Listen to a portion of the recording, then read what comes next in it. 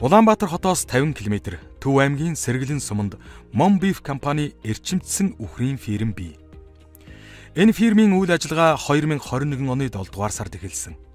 Орон нутагт ажлын байр бий болгож, үйлдвэрийн ажилчдын 50%-ийг Сэргэлэн сумаас бүрдүүлэн ажиллаж байна.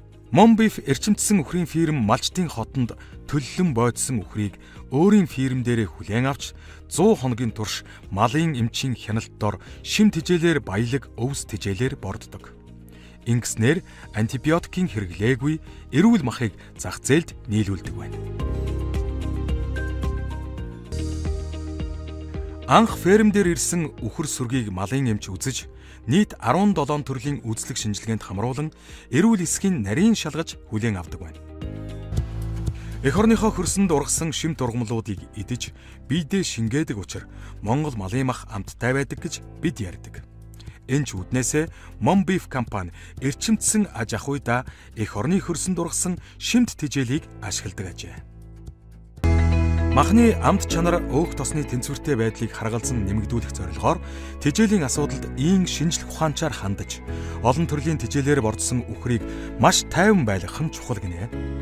Тиймээс үхрийн хашааг цэвэр байлгаж, өвлөн, дулаан, сүрэл, дэвсэх зэргээр арчилгаа сайн хийдэг байна. Фирмийн үйл ажиллагаа эхлээд 2 жил гаруй хугацаанд Mom Beef компани үр ашгаа олон хүнд хүртээх зорилгоор нийтэд нээлттэй хувьцаат компани болсон ч төлөвлөснөөр нь болсонгүй. Харин ч 2.8 тэрбум төгрөгийн алдагдaltaй ажиллажээ. Энэ алдагдлыг хувьцаа эзэмшигчдэд өөрүүлэхгүй тулд энэ оны 3 дугаар сараас эхлэн хувьцаат компани байхаа болжээ.